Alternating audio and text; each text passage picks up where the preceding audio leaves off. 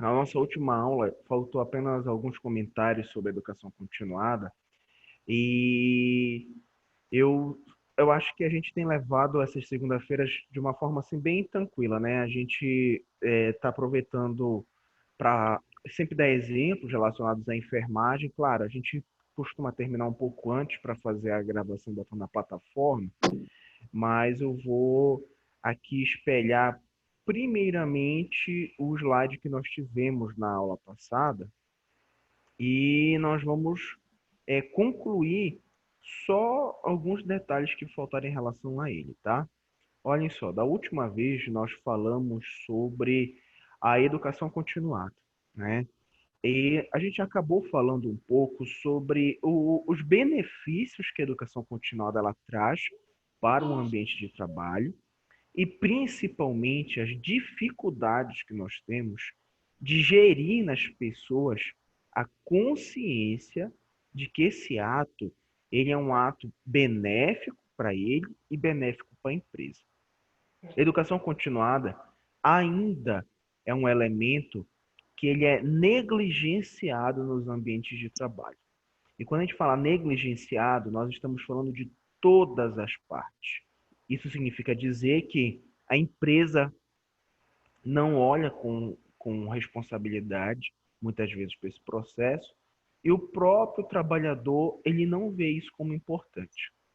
Se a gente fosse pontuar hoje, se fosse uma questão de prova para vocês, talvez, a seguinte pergunta: por que será que a educação continuada ela ainda é muito fragilizada, tanto em nível do dono do hospital como em nível do profissional?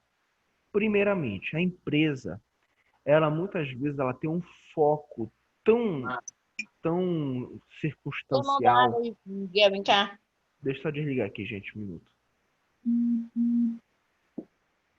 Ele tem um foco tão circunstancial na produtividade que muitas vezes ele acaba esquecendo, né, o real motivo pelo qual.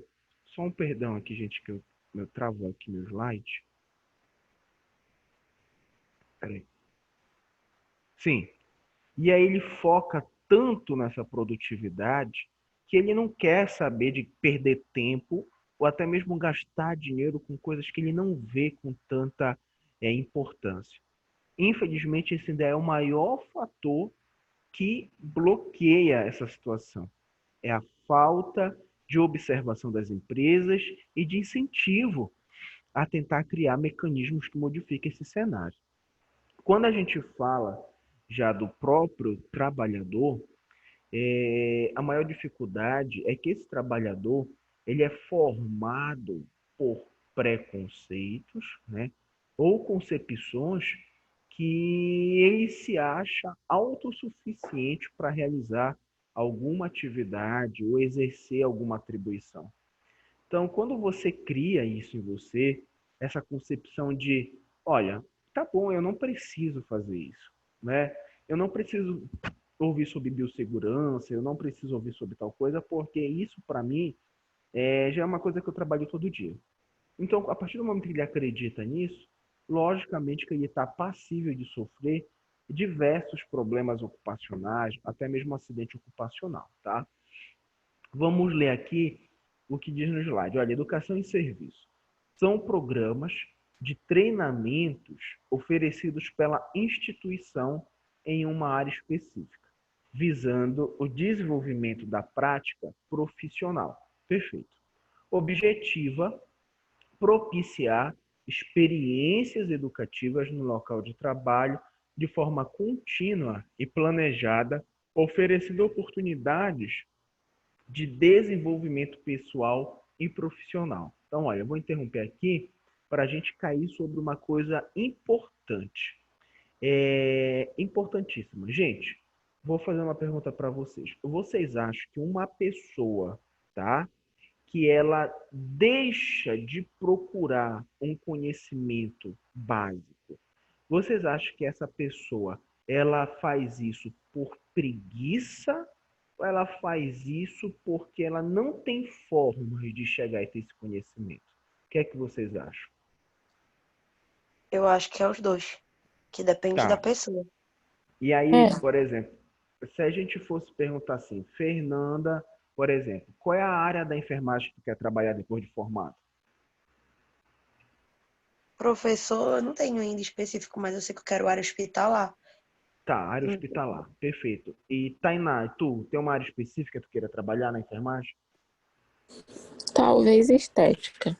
Talvez estética. Tá bom, então olha só, vamos pegar o exemplo da Fernanda, que é a nível hospitalar, que é o seguinte, a área hospitalar, independente da área específica, se for UTI, ou seja qual for, existem procedimentos da enfermagem que são muito básicos dentro dessa área, como, por exemplo, a sondagem, né, naso ou até mesmo a uretral. Se eu perguntasse agora, Fernanda, você está no nono semestre da faculdade, está faltando um semestre para você se formar, você se sente segura em passar uma sonda em um paciente de um hospital? Sim ou não?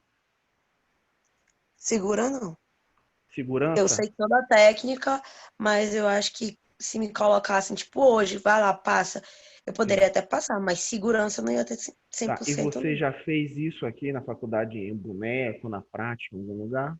Sim, em Pois boneco é. e em curso também. Pois é, então, olha, a gente fez uma pergunta que é o seguinte: imagine isso aqui, a Fernanda, ela já fez numa aula prática, né? Talvez alguns aqui já tenham até feito em algum local, e mesmo tendo aquele conhecimento prévio, ainda se sentem um pouco inseguros. Por quê? Porque isso é natural nosso, né? A segurança, ela só vem até nós quando a gente cria o hábito de criar ou de fazer aquele procedimento. Então, sabe o que é que acontece? Hoje existem muitos profissionais da saúde, e principalmente da área da enfermagem, que eles estão limitados na sua atuação. Por exemplo, tem, por exemplo, tu tá ali numa enfermaria, alguém chega para você e fala assim, olha, fulana, tem que passar uma sonda vesical naquele paciente. E aí a pessoa já sempre foi insegura. Eu nunca gostei de passar sonda. Ela nunca gostou porque ela não sabe muito bem a técnica. Então ela prefere o quê? Ei, colega, vem cá. Tu consegue, faz ele para mim, passa uma sonda, olha, faz tal coisa. Então ela acaba criando atribuições para outros colegas, visto que ela não tem a destreza e a segurança em fazer aquilo. Mas quando perguntam para ela assim, olha, vamos fazer aqui um processo de educação continuada para ver o passo a passo da sondagem. Ah, não, isso aí eu já vi na faculdade. Ou seja, na cabeça dela ela tem um conhecimento, mas não gosta porque cria insegurança por realmente não saber muitas vezes a prática. Esse tipo de insegurança é muito diferente da insegurança que vocês apresentam, porque vocês são alunos, né? E muitas vezes isso é natural. A gente sai da faculdade ainda, né, sob uma forte pressão, principalmente naquela concepção do que é o que a gente, né, é, aprendeu ou o que a gente deixou de aprender, tá? Vamos voltar aqui para o slide. Bom, olhem só. E a importância do desenvolvimento do pessoal de enfermagem, né? Os serviços de enfermagem e as organizações de saúde vêm percebendo a necessidade de promover a oportunidade de ensino para o seu pessoal, no sentido de melhorar a prática de enfermagem. E a verdade, gente, é que quando a gente fala que as organizações vêm percebendo a necessidade, não é porque elas estão olhando e acham que aquilo é preciso mudar, né? O inúmero, na verdade, a grandiosidade dos números que envolvem, por exemplo, o acidente do trabalho, o afastamento profissional, o estresse ocupacional, que a gente conhece depois como síndrome de Burnout, são, né, resultados de uma sociedade que está trabalhando de qualquer forma, de uma sociedade que, infelizmente, não está tendo acompanhamento dentro do processo da educação continuada. Vocês percebem que quando a gente fala muito sobre esse tipo de educação, a gente sempre está envolvendo com o meio de trabalho. Claro, isso tem a ver com a saúde do trabalhador. Mesmo porque, além de ser uma forma de confiança, de criar confiança no seu ato de trabalho, isso também é um ato de crescimento profissional e pessoal. Agora, olha que coisa interessante. Em 2018, 2019, né, saiu um dado, eu já até falei isso para vocês, que o enfermeiro, né, ele é o profissional da saúde que mais comete suicídio, por exemplo. E as mulheres enfermeiras são aquelas que mais se divorciam na área da saúde. Tá. E a pergunta é o seguinte: o que será que está sendo feito agora, vamos imaginar 2020, para modificar esse cenário? Será que agora existem manobras fortemente instaladas que vão modificar esse cenário em pouco tempo aqui no Brasil? Gente, na minha opinião, a resposta é não, né? Nós não estamos em um nível nem, na minha opinião, significativo que possa nos mostrar futuramente uma diferença grotesca nesse cenário. Agora, né, depois de tantos ocorridos e principalmente com a chegada do Covid-19, alguns hospitais estão adotando aquele atendimento psicológico, né? Estão adotando, inserindo aqueles profissionais que vão trabalhar com acompanhamento social, entre outros. Mas olhem só, depois de anos, né, num processo vicioso, agora que começou a se pensar nessa valorização dentro do ambiente de trabalho. E, infelizmente, né, a gente já perdeu muitos amigos por situações como essa. Olhem só, o COFEM, a BEM, em estudos recentes sobre a força de trabalho, mostrou que 81,2% dos enfermeiros no Brasil consideram o oferecimento regular pelas instituições de cursos, ou seja, quase todos os enfermeiros, eles consideram que a oferta da educação continuada, tanto em nível hospitalar como não é adequado, tá? Ou seja, eles conceituam essa oferta como regular, tá? Infelizmente, isso tem afastado, por exemplo, diversos profissionais do ambiente de trabalho. Então, como assim, professor? Por exemplo, antes um pouco da Covid, ainda no segundo semestre de 2019, o COFEM ele lançou um dado, né, uma pesquisa feita, que era muito curiosa, era uma coisa assim que nos chamava muita atenção. Sabe o que era? Enfermeiros, né, que estudaram, se formaram na faculdade, ou seja, tiveram todo esse caminho, simplesmente abrindo mão da profissão. Então, profissionais que trabalharam 3, 4 anos e simplesmente pensaram assim, ó, não vamos trabalhar na enfermagem. Não sei o que é que eu vou fazer, mas na enfermagem eu não trabalho mais. Então, você já imaginou o que é você dedicar a sua vida, né? Dedicar dinheiro, atenção, seja o que for, e quando você vai trabalhar, você percebe que o ambiente não é aquele que era esperado. E você abre mão da sua profissão para realizar aquilo tudo, tá bom? Bom, é importante para eficiência e satisfação no trabalho. Quando a gente pensa no ambiente de trabalho, a gente retoma aquele pensamento lá da saúde do trabalhador, dos riscos, né, existentes, ergonômicos, físicos, entre outros. E agora a gente vai deixar isso um pouco de lado e vai pensar melhor na qualidade desse serviço, né? A gente até comentou na parte de saúde do trabalhador que valorização profissional não significa apenas aumento salarial, né? Existem coisas por trás disso muito mais importantes. E a gente acaba, durante essas segundas-feiras, né? A gente acaba acreditando que a educação continuada, tem gente que ainda pensa dessa forma, ela ainda é uma coisa muito pequena, é uma coisa que não tem muita diferença.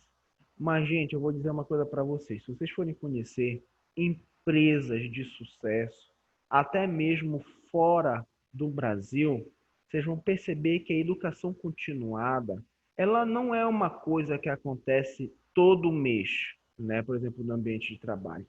Ah, semanalmente. Ela é algo que acontece diariamente, porque eles acabam deixando aquele fluxo de informações e de aprendizado como algo natural. Vamos dar um exemplo qualquer aqui. Por exemplo, algumas empresas que trabalham com tecnologia nos Estados Unidos, eles costumam comprar ou alugar aqueles ambientes, né, tipo escritório de filme americano, né, vários computadores, muita gente ali trabalhando, e eles estão com o hábito de espelhar, né, botar vidro na janela, e agora eles têm aquelas visões da cidade. E eles oferecem uma carga horária diária, né?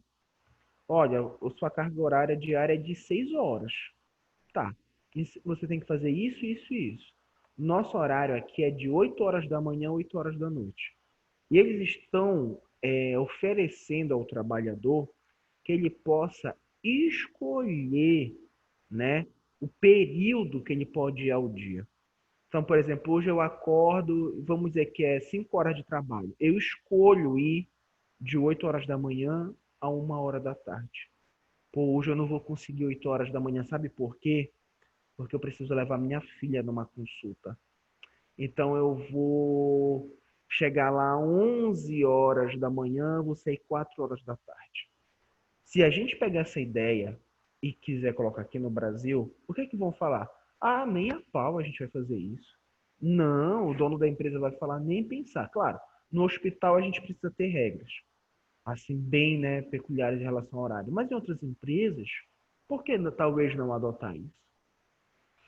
Então, gente, acontece é que nós ainda estamos enraizados em conceitos muito primordiais do ambiente de trabalho, né? É um ambiente ainda muito fechado para mudanças. E, infelizmente, isso vai interferir em qualquer profissão ou área de serviço, inclusive na área da saúde e com os enfermeiros, tá? Gente, alguém tem alguma pergunta até aqui? Tainá, Fernanda, Vitor, alguém? Não, professor. Tá ok, obrigado. Bom, ainda sobre educação continuada.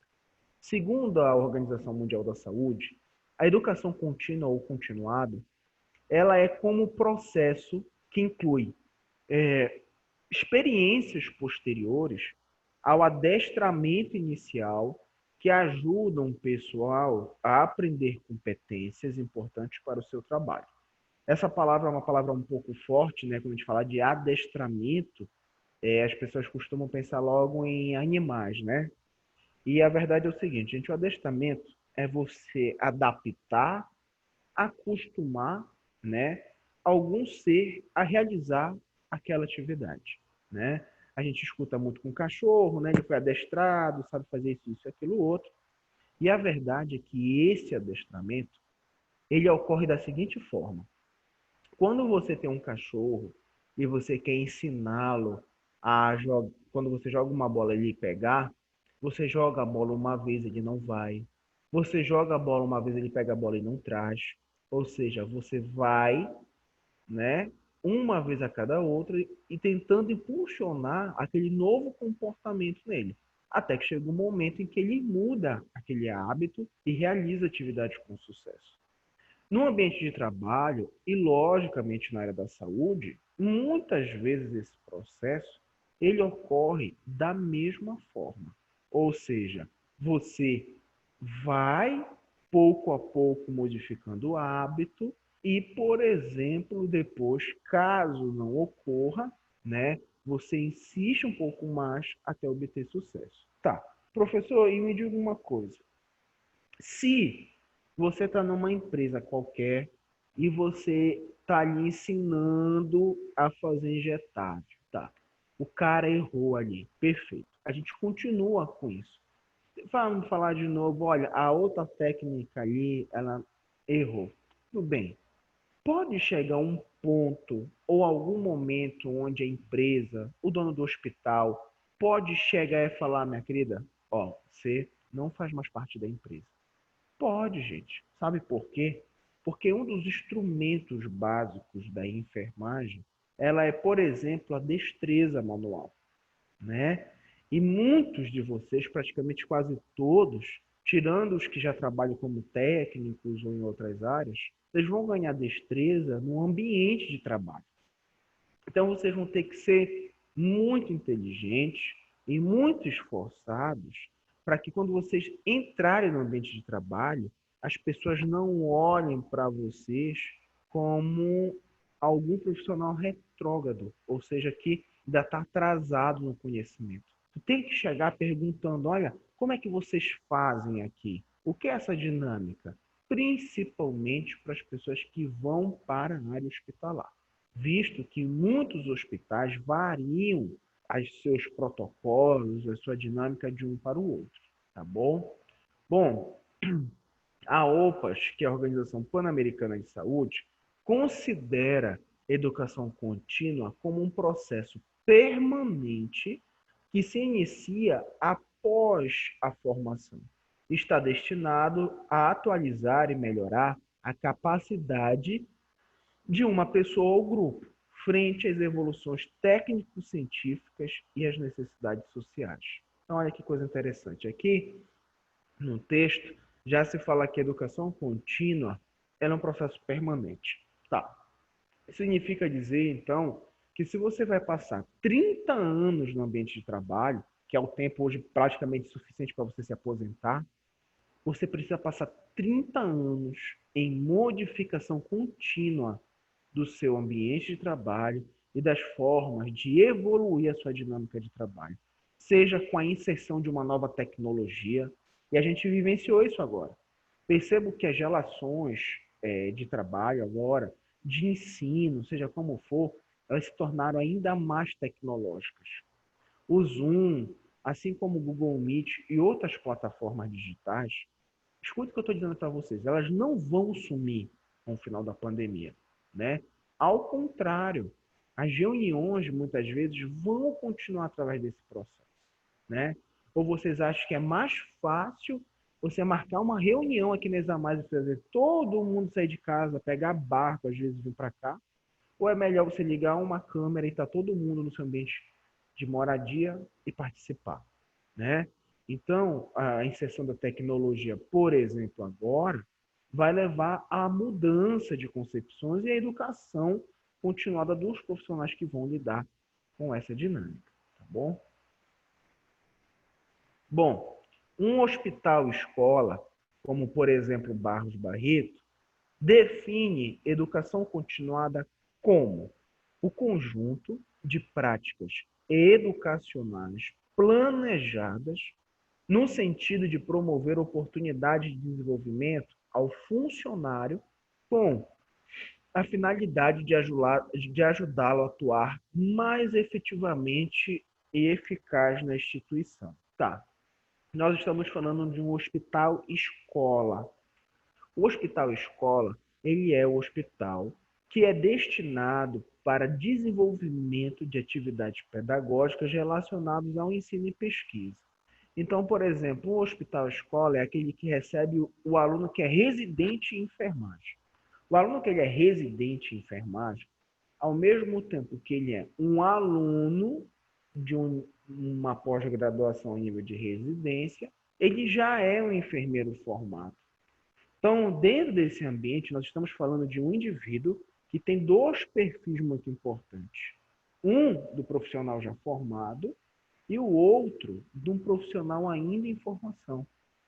Então, você vai ter aí tanto um amadurecimento com a educação continuada da formação em enfermagem, como a construção da formação dentro do ambiente de residência, tá? Então, gente, o que a gente escuta por aí, que forma nesses 2 anos de um profissional que passa na residência, uma residência médica que é mais tempo, nada mais é do que a consolidação desse processo educacional. Elas, professor, mas olha, eu vou lhe falar uma coisa. Essa conversa, ela é muito complexa, né? Eu já estou até perdida aqui, é tanto negócio de educação continuada, né? O que é importante a gente saber, gente, é que se um dia vocês ganharem uma vaga, né, passarem um processo para trabalharem dentro da área de educação do hospital, principalmente educação continuada, vocês têm um papel de responsabilidade contínua com aquelas pessoas que fazem parte daquele ambiente, tá? E, ao mesmo tempo, vocês vão ter um papel investigativo sobre as necessidades de cada grupo. Muitas vezes a necessidade, ela não é identificada apenas pela pergunta. Por exemplo, fulano, o que para você é uma necessidade? Não é às vezes assim. Às vezes a identificação da necessidade, ela é observacional. Porque nem todo mundo fala aquilo que vive. Porque às vezes o cara está tão viciado em uma conduta que ele não vê aquilo como diferente, infelizmente, tá? Olhem só, quanto à educação em serviço, são programas de treinamento oferecidas pela instituição em uma área específica, visando o desenvolvimento da prática profissional. Então, por exemplo, hoje, quando a gente fala programa de treinamento oferecido, a gente costuma ver em alguns hospitais, por exemplo, assim, Semana da Saúde. O pessoal inventa muito esse nome, né? Semana tal coisa. E durante aquela semana, você acaba focando em um procedimento que você acha mais importante possível. E na minha experiência profissional, o que eu mais vejo nos ambientes hospitalares são os treinamentos que envolvem biossegurança, ou seja, para evitar os indivíduos de terem algum risco é, ocupacional, de evitar riscos oferecidos para os próprios pacientes, por exemplo. Tá bom? Bom, a estrutura administrativa da educação continuada, ela está ligada ao departamento de enfermagem, principalmente a divisão de recursos humanos que possui o serviço de educação continuada. Lembrando a vocês que em todos os casos que eu conheço até hoje, não sei se existe diferente disso, o enfermeiro, quando ele é contratado para trabalhar com educação continuada, especificamente, ele trabalha apenas com isso. Eu nunca vi o profissional que trabalha com educação continuada e também trabalha na assistência, tá bom? Então, gente, da parte de educação continuada, é esse slide. Nós temos um outro slide agora que fala sobre a parte das metodologias utilizadas dentro desse processo, tá? Eu vou só pedir licença para vocês, eu vou pausar aqui a gravação e vou pegar um copo de água para mim, tá? Só um minuto. Oi, gente. Pois é, então olha só, o que é que acontece? Só também por aviso, é o seguinte, provavelmente o conteúdo da primeira avaliação de vocês, não sei se já passaram o calendário de provas, mas a gente tem as provas começando agora em setembro. Primeira avaliação de vocês, ela vai ficar dividida em educação e saúde e educação continuada. Isso significa dizer que o nosso conteúdo de prova da primeira avaliação, ele já finalizou, tá? Inclusive ele finalizou hoje. E a partir de agora, inclusive com o início dos tipos de metodologias e tudo mais, nós já vamos para o conteúdo da segunda avaliação. O conteúdo de vocês de educação e saúde, ele é um conteúdo muito curto, tá? Então, provavelmente nós vamos finalizá-lo bem cedo, né? Porque a gente costumava dividir com as atividades, eu pedia para vocês fazerem educação em saúde com alguns profissionais. E como nós vamos reduzir, nós vamos estar fazendo as discussões envolvendo os outros conteúdos, tá bom? Eu vou espelhar aqui para vocês um novo slide, tá bom? E a gente vai começar a falar sobre isso. Olhem só, quando a gente fala de algumas metodologias de ensino, eu acredito que talvez você já tenha ouvido alguma coisa sobre o que a gente chama de metodologias ativas. Tá. A partir de agora, nós vamos olhar para o que a gente chama de tipos de metodologias da seguinte forma. Tá? Nós vamos ver isso como uma forma mais prática de você se aproximar, por exemplo, da população, do grupo que você quer, por exemplo, ter aquela ideia, né, central ou coisas do tipo. Como assim, professor? Eu não estou entendendo muito bem. Tá.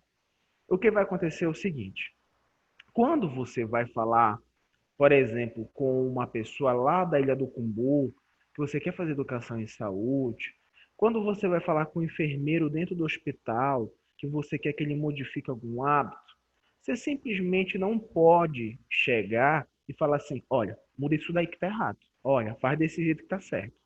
Porque nem sempre esse indivíduo ele vai ver aquilo de maneira importante.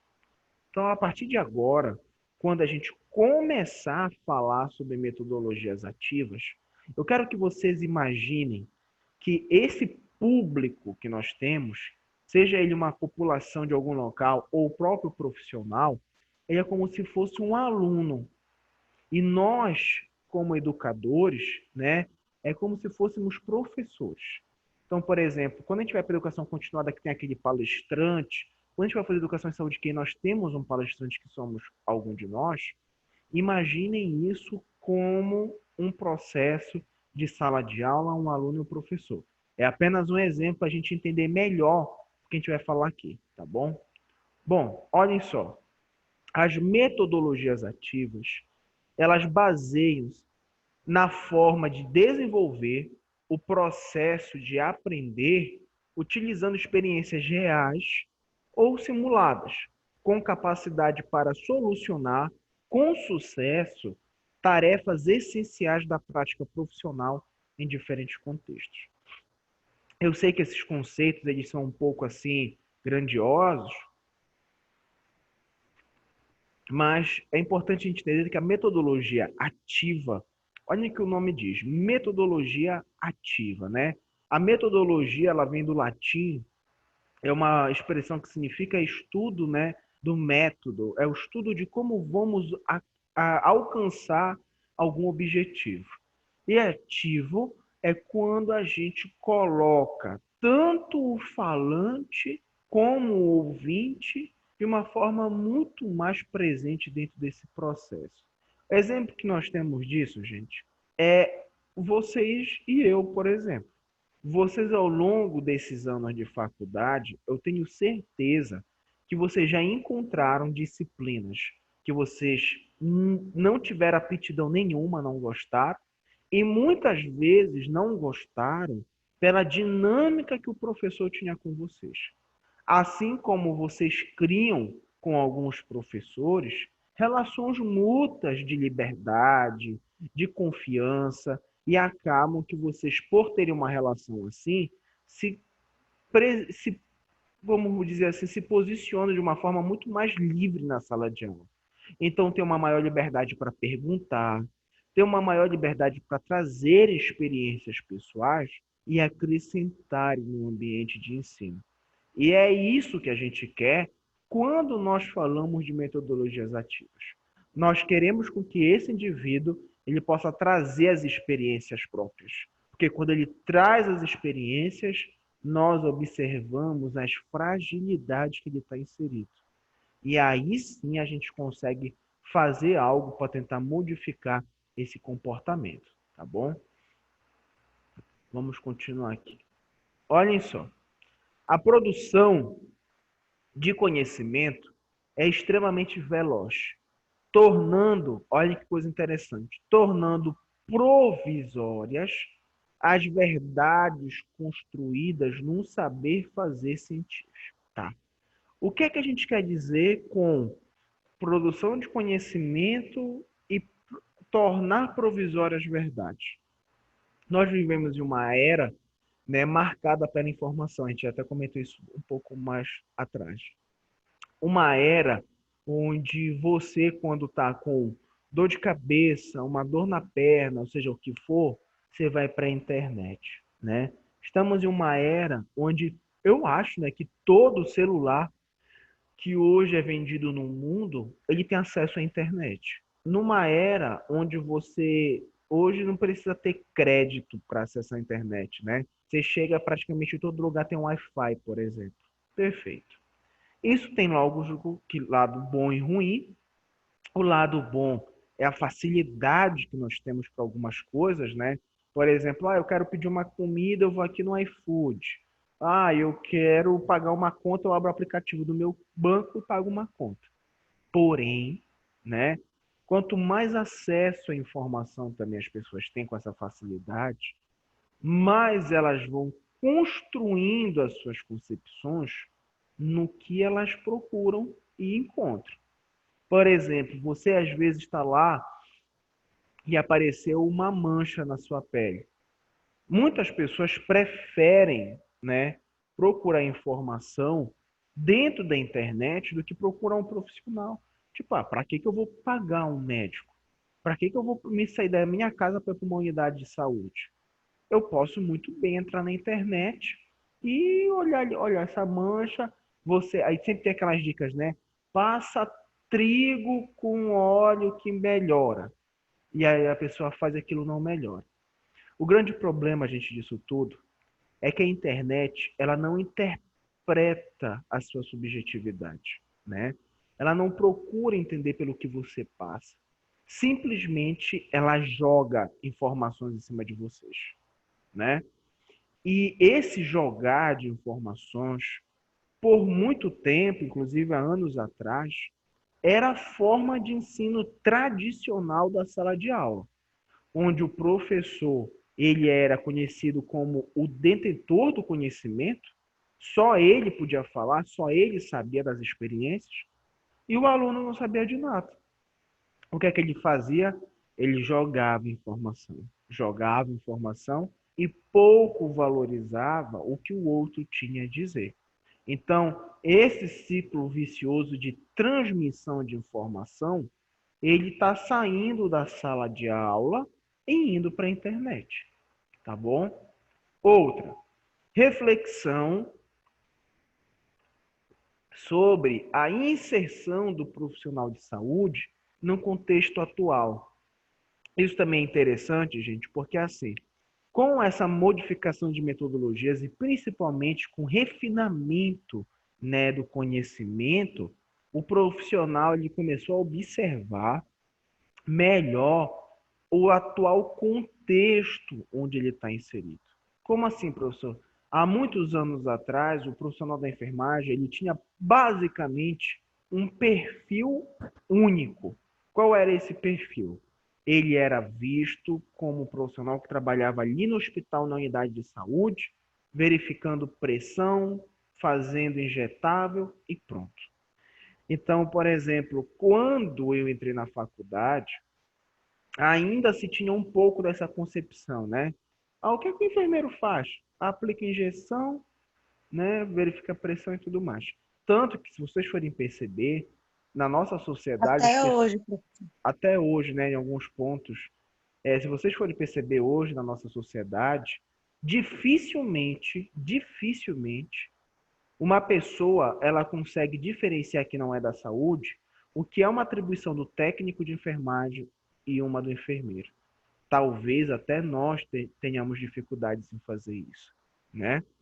E com o avanço da informação, da busca de melhoria da sua própria dinâmica de trabalho, hoje o profissional ele pensa assim, não, olha, quero fazer uma especialização, vou fazer uma residência, né? Eu vou fazer um mestrado, eu vou fazer um doutorado. Então, por exemplo, quando saí da UEPA, eu fui fazer residência em cardiologia no Hospital de Clínicas, né? Acabei que eu não pude dar continuidade na residência porque eu passei no mestrado e eu precisei largar. Então, é assim, a gente para e pensa assim, cara, um enfermeiro fazendo residência em cardiologia. Olha que coisa doida, né?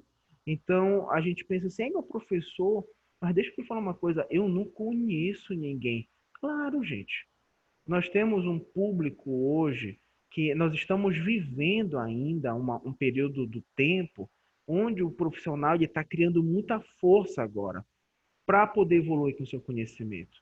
Os meus amigos que, por exemplo, se formaram enfermeiros na área de cardiologia, eu só conheço uma que ficou aqui no Pará. Muitas saíram daqui. Isso nos mostra o quê? Que chega um momento onde o profissional ele atinge um nível de desenvolvimento tão grande que o próprio local, a cidade onde está inserido, o estado, não consegue acompanhar. E ele faz o quê? Vai embora. Se vocês hoje forem em hospitais de referências, por exemplo, no Albert Einstein, né, no Sírio-Libanês, que são hospitais que estão na mídia muitas vezes, vocês chegam lá, vocês vão ver pessoas de todos os lugares do Brasil, gente. De todos os lugares. Acre, Piauí, Rio Grande do Sul, São Paulo, Rio de Janeiro, Ceará, né? E isso nos mostra o quê? Que quanto mais conhecimento você vai criando, e eu não estou querendo ser preconceituoso com Belém nem com Pará, mais você observa que o local onde você está inserido, ele não consegue absorver essa sua dinâmica. Aí sabe o que é que acontece? Isso é muito curioso. O profissional ele precisa tomar uma decisão. Ou ele fica e tudo aquilo que ele tem, ele, entre aspas, não consegue exteriorizar no ambiente de trabalho, ou ele vai atrás de mais lapidação do conhecimento e de maior crescimento profissional e vai para onde? Vai para fora, né? Ele vai para outro estado ou até mesmo para outro país.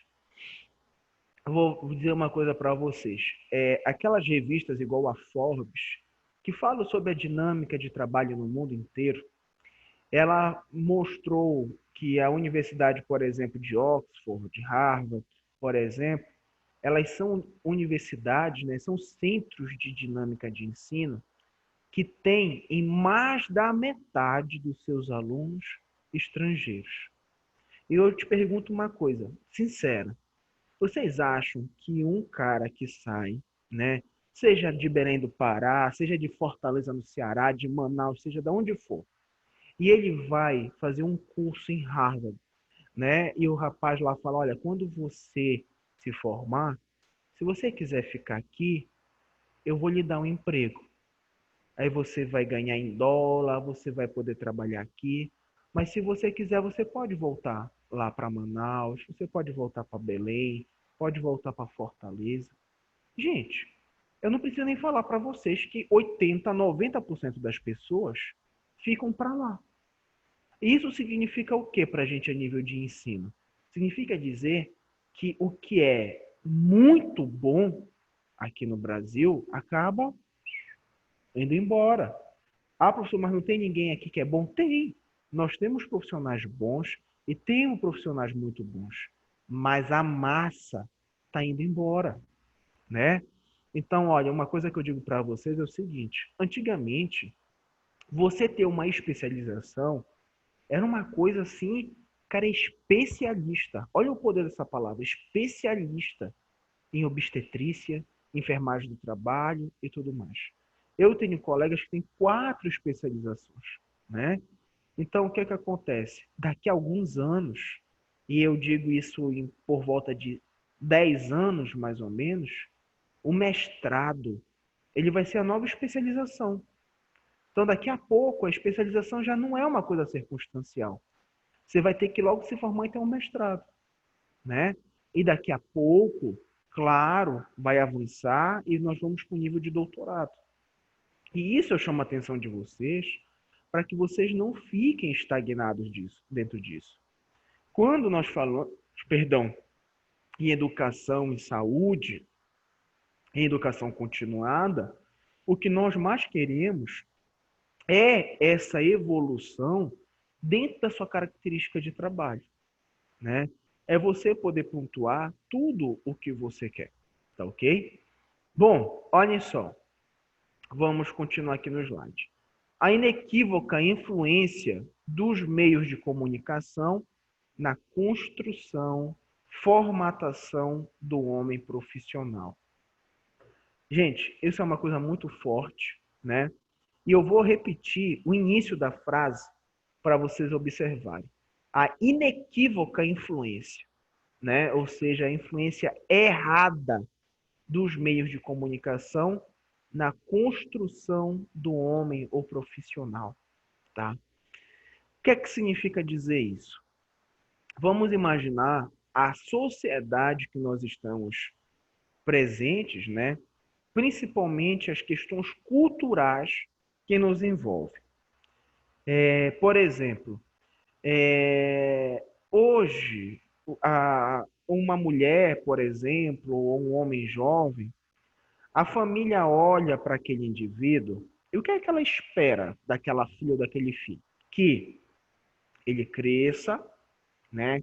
Que ele trabalhe, ganhe um dinheiro muito bom, se case e tenha filhos. Isso é um padrão social que nós temos, né?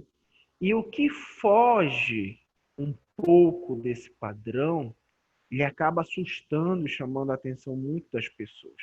Então, por exemplo, a menina ali, ela se formou, ela tem 30 anos, fez 35, ela não casou. Cara, olha, tem alguma coisa de errado, né?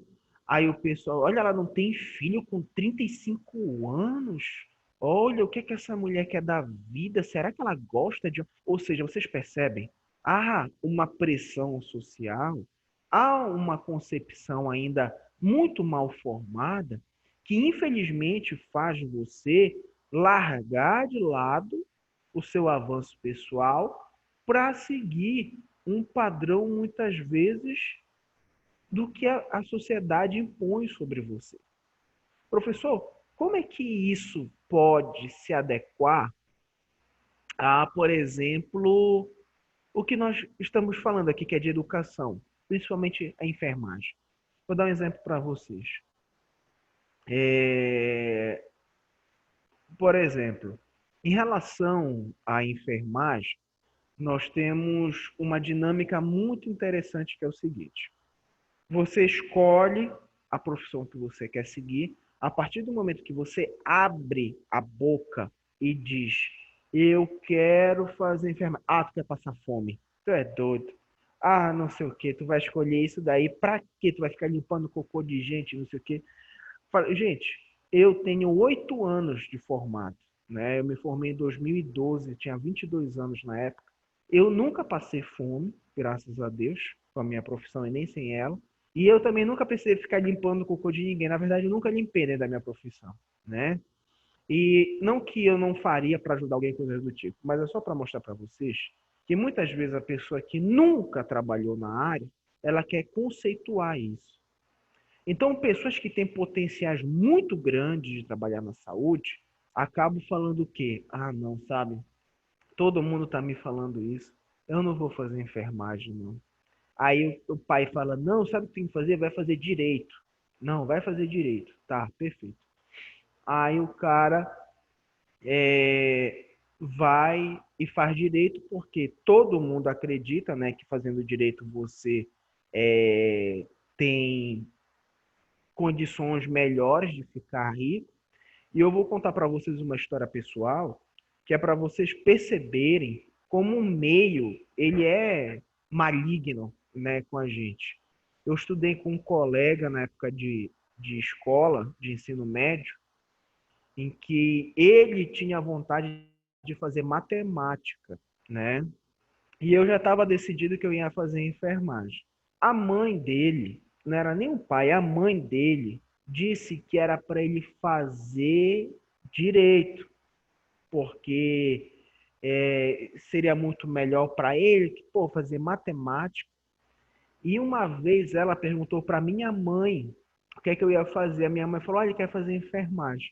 E a mãe dele, né, que não é minha mãe nem minha parente, e nem se fosse, foi falar para minha mãe tentar trabalhar na minha cabeça para eu mudar a minha escolha. Vocês já imaginaram isso? E aí a gente se passou no vestibular, ele se formou, é advogado, né? E eu sou professor. E aí a gente se encontrou uma vez, e aí a mãe dele falou que ele estava estudando para fazer um concurso do Exército.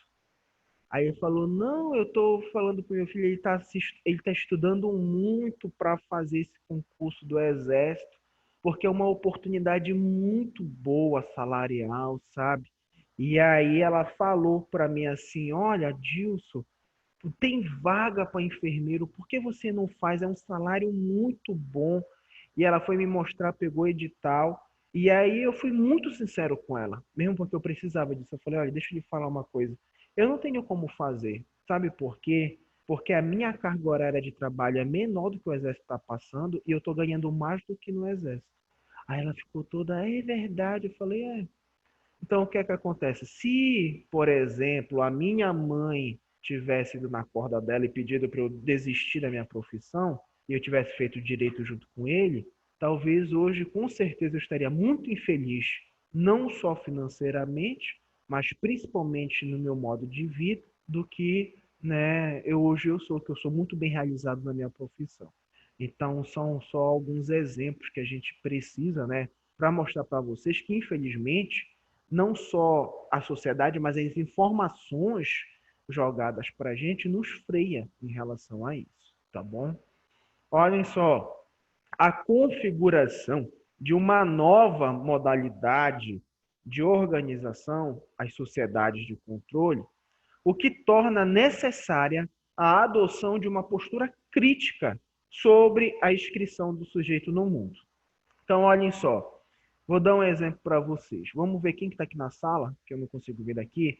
Érica, Danúbia, Camila, Fernanda, Kelciane. Eu vou fazer uma pergunta para vocês. Alguém que está aqui hoje já sofreu algum tipo de preconceito por ter escolhido a área da enfermagem para estudar? Sim ou não? Sim, bastante. Já, Kelce. Não Fernanda, já? tanto, só não Já, tanto porque Diga, minha Kelce. mãe é enfermeira. Minha mãe é Certo. enfermeira também. Se formou Uhum. agora, a gente entrou junto na faculdade, só que a faculdade dela era só de 4 anos. Mas ela já Entendi. era técnica de enfermagem há 10 anos. Então foi uma Entendi. inspiração, mas também, mas tua mãe já é enfermeira, por que tu não faz medicina? Não sei o que. Eu digo, Aham. cara, eu não quero. É uma Entendi. decisão minha e você tem que respeitar. É isso. Entendi. Gente, eu vou fazer uma outra pergunta para vocês. Vocês podem ser sinceros com isso. Quando vocês veem os professores de vocês, vocês acham que os professores de vocês passam fome na profissão deles? Não. Acho que não, senão eles não iam ser professores, né? Pois é, né?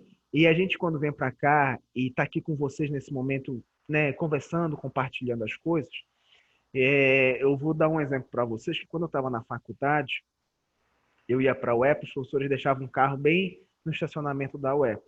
Eu olhava pro carro daquele pessoal e pensava assim, gente, não é possível que o enfermeiro ganhe tão pouco assim ao ponto de conseguir comprar um carro desse. Porque a gente não compra um carro desse assim. E sabe o que eu aprendi, gente? É que o enfermeiro, ele ganha pouco. Ele realmente ganha pouco. Mas aquele enfermeiro em que ele se especializa, que ele tem a dinâmica de crescimento, ele vai encontrar melhores oportunidades do que muitos outros por aí. E talvez lá atrás, quando eu encontrei vocês pela primeira vez, não me lembro se foi no terceiro semestre, no sétimo, eu falei para vocês algo do tipo assim: não deixem de estudar, participem de congresso, façam publicação, façam processo de monitoria, que, gente, isso faz a diferença depois que vocês saem daqui, tá? Então, a gente vive nessa sociedade tão crítica no conceito da nossa profissão, e hoje, né, depois da Covid, está se falando tanto da valorização do profissional da enfermagem, da área da saúde, né, falando várias coisas a respeito, e a verdade é o seguinte, o Brasil, preste atenção nisso, o Brasil em geral, né, em geral que eu digo, levando em consideração a média, não são todos, não está preparado para a valorização e o crescimento científico da enfermagem, infelizmente. Eu não sei se vocês viram no Facebook, mas eu até procurei ver para ver se era verdade, e foi verdade, que em 2019 a enfermagem foi considerada a profissão mais respeitada nos Estados Unidos. Cara, vocês têm noção do que é isso? Vocês já imaginaram, por exemplo, aqui no Brasil, alguém falar para vocês assim, olha, eu vou fazer medicina. Medicina, mas tu já não pensou em fazer enfermagem? Vocês já imaginaram você ter uma profissão tida como a mais importante daquele ano no âmbito? Então, enquanto nós temos áreas no mundo tão avançadas, né, para essa dinâmica, infelizmente nós ainda vivemos isso aqui. E sabe o que é isso? Conceito social, pré-conceito informacional, porque você chega para uma pessoa na rua hoje e pergunta: meu amigo, minha amiga, o que você acha que o enfermeiro faz hoje? Ele, eu acho que aplica injeção, tira a pressão, né, que João, tira a pressão e faz curativo, né? Aí, por exemplo, você sabia que o enfermeiro ele tem direito a ter o consultório próprio? Consultório? Não sabia disso. Pois é. Você sabia que existe hoje uma especialização em medicina hiperbárica oferecida pela NASA, o Centro de Estudo Aeroespacial dos Estados Unidos, para enfermeiros? Olha, não sabia que eles faziam tudo isso. Ou seja, a falta informacional cria, né, esses preconceitos. E, gente, a verdade é o seguinte: vai caber a nós, né? Eu digo nós porque nós somos a parcela mais jovem da enfermagem, modificar isso para o meio. E, perdão, quando a gente vê aquele boletim epidemiológico, por exemplo, da Covid, vocês lembram que passava à tarde na Globo, que a gente vê aquele enfermeiro, doutor em epidemiologia, falando sobre isso, e a gente não está vendo um médico do lado, a gente para e pensa, cara, que autonomia que esse cara é, né? Que conhecimento esse indivíduo tem, né? Tá ali sozinho. E, gente, todos nós temos potencial para isso. Não só a enfermagem, mas a fisioterapia, a psicologia, entre outros. O que a gente precisa saber é só saber respeitar, valorizar e diversificar o nível de informação, né? Que, infelizmente, a sociedade ainda não faz isso. É um grande problema, tá bom? Alguma pergunta até aí? Acho que não, né? Se tiver, é só falar. Espera aí, só ajeitar aqui o slide. Bom, vamos continuar aqui com o conceito. Olha, a configuração, né, a gente falou, vamos terminar isso aqui, de uma nova modalidade de organização, as sociedades de controle, né, o que torna necessária a adoção de uma postura crítica sobre a inscrição do sujeito no mundo. Então, é assim, nós precisamos entender, principalmente porque a nossa disciplina de agora do nono semestre de Educação e Saúde, ela também é uma disciplina que vai servir para vocês abrirem os olhos, para até vocês se identificarem como professores e trabalharem com o ensino. E quando a gente fala em postura crítica, é porque, eu não sei se vocês já encontraram professores assim, mas a pior coisa que para mim tinha na faculdade era quando um próprio professor chegava e falava: olha, vocês vão ter que trabalhar muito porque a enfermagem vocês vão passar fome. Isso era ridículo, né? A gente não pode simplesmente desvalorizar. A gente precisa ter uma postura crítica e incentivar vocês, sim, ao crescimento. Tá bom? Deixa eu passar aqui o slide. Olhem só, gente. Aqui nós temos um quadro. Esse quadro, ele vai ser importante para a prova de vocês, tá? Eu não vou esconder isso de vocês, tá? É lógico que essa prova é só para a segunda avaliação, mas ela é importante também para a concepção de vocês do processo que a gente conhece. Nós temos aqui duas palavras muito importantes. Primeira, ela é a pedagogia. Não é uma palavra nova para a gente, né? A gente já ouviu falar muito sobre a pedagogia. E essa pedagogia que nós vamos falar, ela é uma pedagogia bem tradicional. Ou seja, bem aquele nível sala de aula. Professor copia no quadro, o cara copia, o professor passa o slide, ninguém pode falar nada, né? Ninguém pode parar o slide, ele não passa o slide, é aquele negócio bem tradicional. E a andragogia, ela vai ser a nova concepção, né, de avaliação das metodologias ativas. Então, quanto na pedagogia o que prevalece é a transmissão do conhecimento, na andragogia o que prevalece são as relações, os conhecimentos prévios do ouvinte. Enquanto na pedagogia o professor ele é o suprassumo de tudo, na andragogia todos estão nivelados. Todos têm uma importância dentro do processo de conhecimento, tá bom? Vamos falar aqui os exemplos de cada situação e fazer os comentários, tá? Primeira coisa, a relação professor-aluno. Como é que acontece na pedagogia?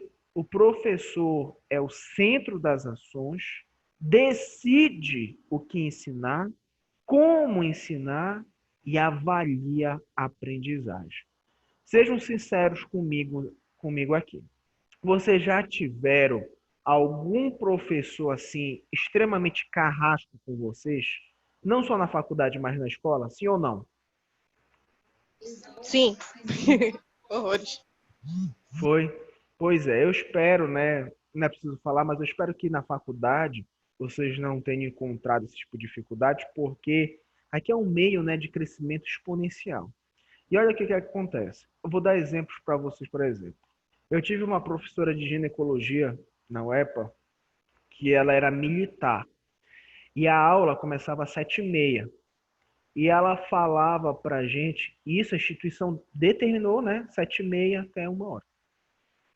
Aí ela falou para a gente que ela não achava interessante a gente perder tempo, né? Meia hora assim do dia.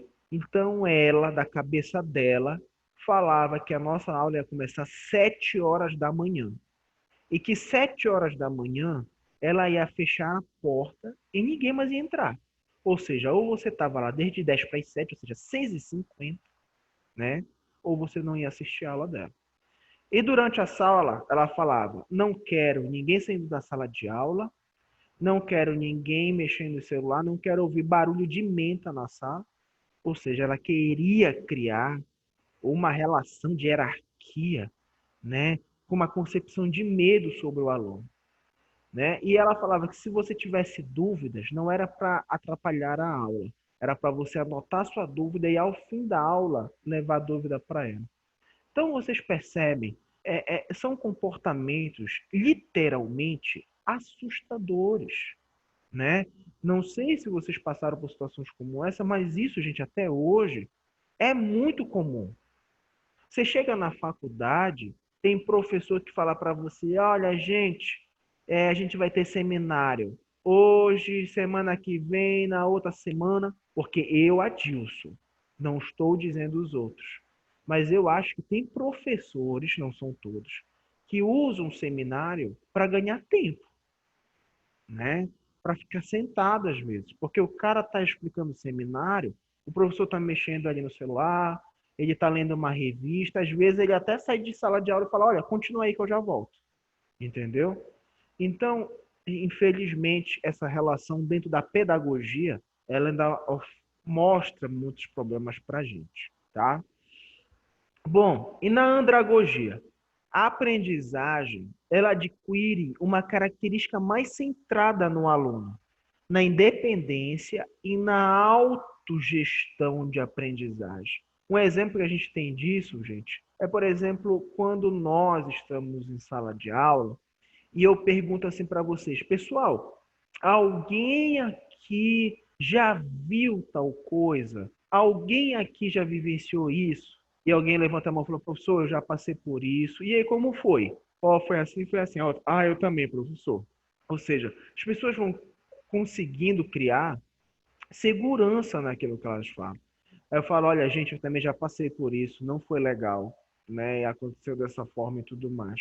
Mas me diga uma coisa, vocês já ouviram falar nesse tal conceito? Tem gente que fala, olha, professor, pelo que eu sei é isso. Ou seja, a interação, ela é muito importante. E ela é importante tanto no meio presencial quanto até nesse nosso novo meio digital. E eu acredito que uma coisa que vocês sentem muita falta é justamente de a gente estar em sala de aula e ter esse contato, né, de interação muito melhor. Porque por mais que a gente esteja aqui, um vendo ao outro, tudo mais, na sala de aula é diferente. A gente consegue conversar muito melhor. E olha que coisa interessante. Uma vez eu li a respeito disso tudo e eu li sobre a subjetividade de cada aluno, né? E olha que coisa interessante. Uma vez eu li um livro que ele começava o livro com a seguinte pergunta: quem é o seu aluno? Você sabe quem ele é? Você tem 15 alunos na sala de aula. Vocês sabem o que ele é? O que ele faz da vida? Se ele tem filhos? Você sabe me dizer se ele tem dificuldade de aprendizado? E a verdade é que nós precisamos ter muito isso. Sabe por quê? Porque hoje você tem um aluno que tem aula às 7h30 da manhã, mas é uma mãe solteira que precisa deixar o filho na escola às 7h30. Ela não pode deixar o menino 7 horas na porta e vir para a faculdade. Eu te pergunto, pô, será que aquela professora que pede para tu chegar às 7 horas da manhã, ela ia entender isso? Não, né? Hoje eu fico feliz porque, de maneira indireta, eu sei um pouco da vida de cada um de vocês, né? Sei ali onde a Tainá mora, com quem ela vive, sei um pouco da Fernanda, sei um pouco da Dona Socorro. Então, são situações que fazem a gente ter uma interação muito melhor, tá bom? Em relação agora às razões da aprendizagem, tá?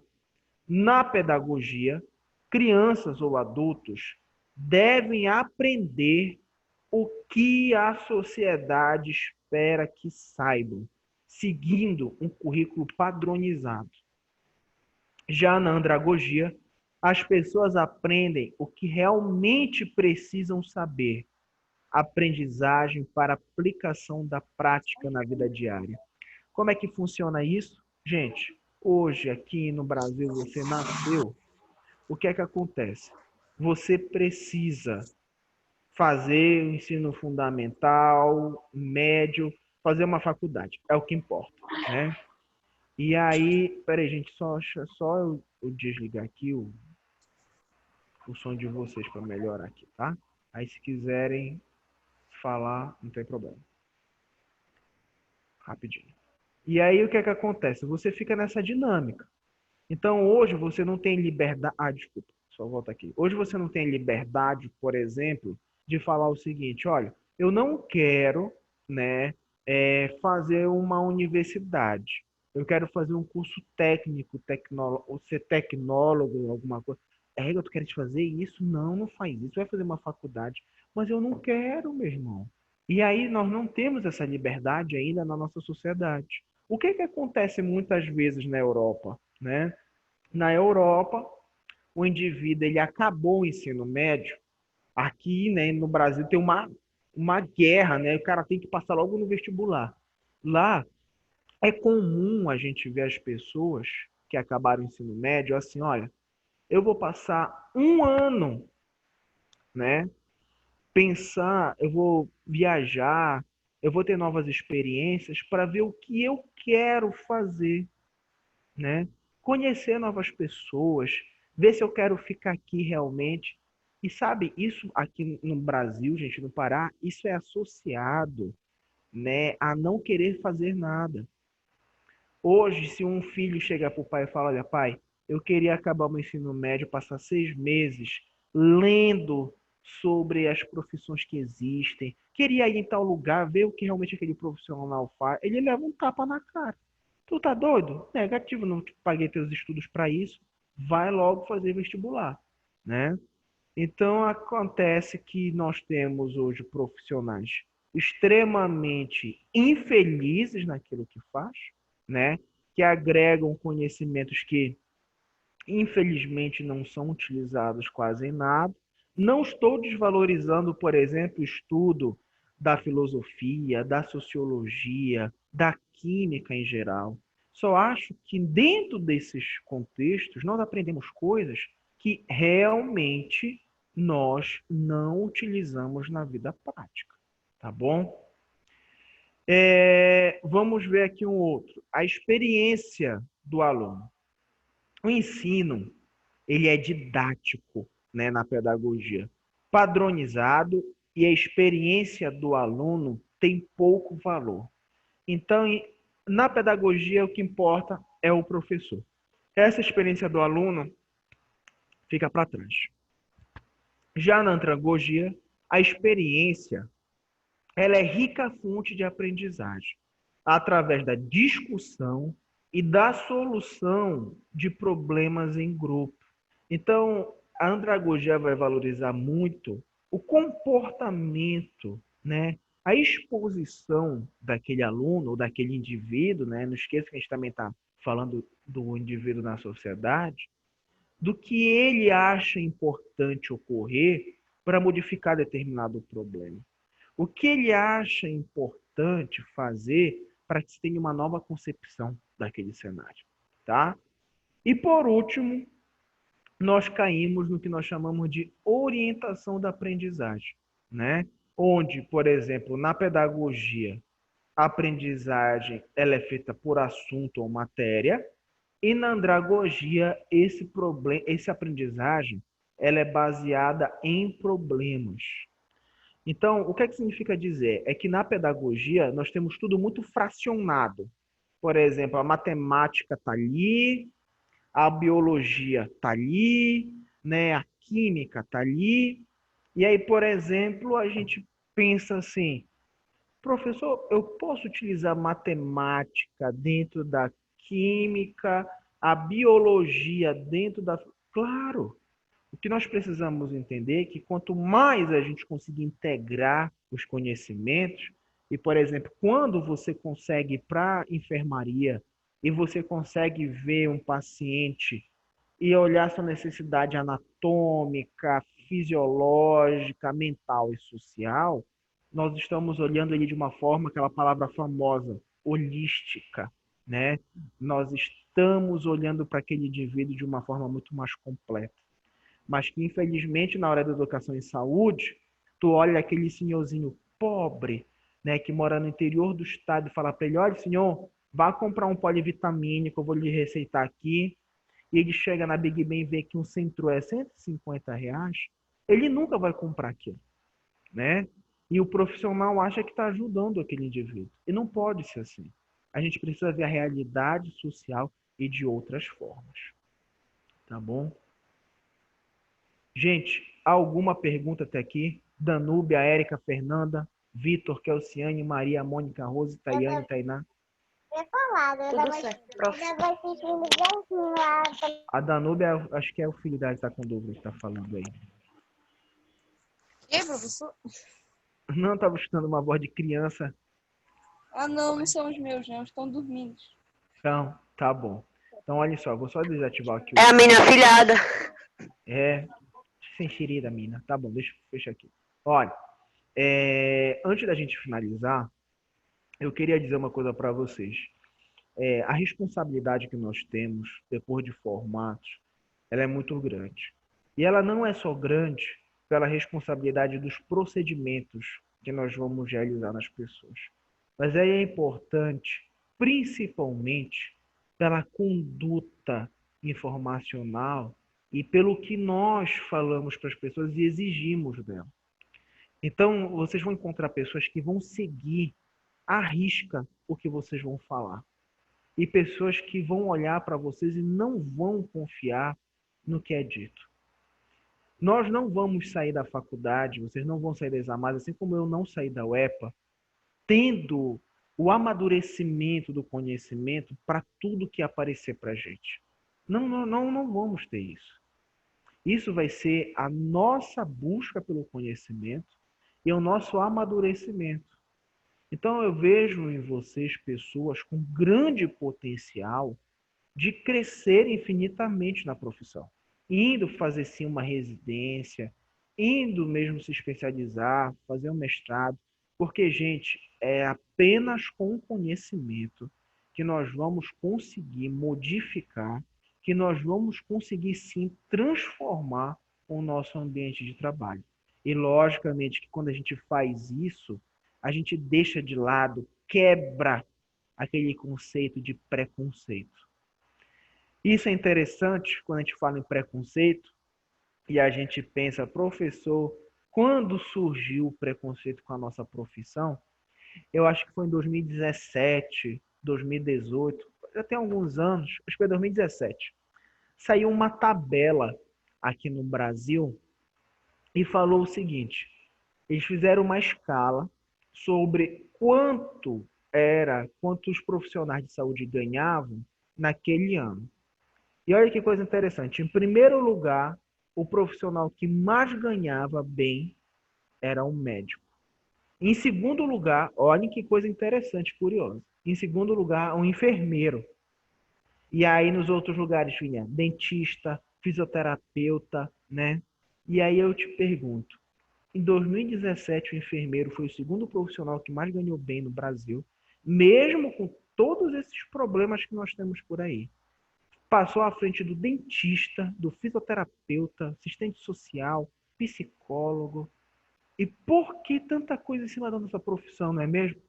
Né? Porque hoje, olha, tu vai fazer odontologia, olha, e hoje, né, não sei como é que está em 2020, porque eu não vi mais essa lista, mas isso só nos mostra como, né, as pessoas estão apoiadas em conhecimentos infundados, né, que infelizmente negativam um pouco a nossa profissão, tá bom? Gente, alguma pergunta até aqui? Não, professor. Não. Ó, a partir de agora, né, na nossa próxima aula, a gente vai começar a falar sobre alguns pensadores, né, e as concepções que eles têm a respeito de alguns conceitos educacionais. Eu quero que vocês fixem até aqui um pouco sobre, a gente falou daquela tabela e da relação entre o educando e o educador, tá bom? Eu acredito que ninguém tenha mais nenhuma pergunta, eu vou finalizar aqui a gravação de vocês e vou logo processar o vídeo para botar na plataforma, tá bom? Se alguém tiver alguma dúvida, vocês podem me procurar pelo próprio WhatsApp, não tem problema, tá bom? Ou se tiver algum problema, podem colocar lá no grupo, que também não tem nenhum problema, tá? Uma coisa que eu estava falando mais cedo, quando eu entrei na sala de aula, estava a Fernanda, a Yasmin, a Tainá, e eu queria só falar uma coisa para vocês. Se vocês tiverem algum problema que eu possa ajudar em relação ao TCC de vocês, também não tem problema. Eu não posso orientar o trabalho de vocês, mas se precisar de alguma ajuda, eu estou por aqui. Tá bom, gente? Então, fiquem com Deus. Qualquer dúvida é só me procurar, tá bom? Beijo, prof. Obrigada, Bom professor. dia. Bom Beijo, dia, beijo. gente. Fiquem com Tchau. Deus. Beijo, Beijo. Tchau, tchau. professor. Tchau, tchau. Beijo. Um Tchau, tchau. abraço, bom dia. Tchau. Abraço, meu amigo.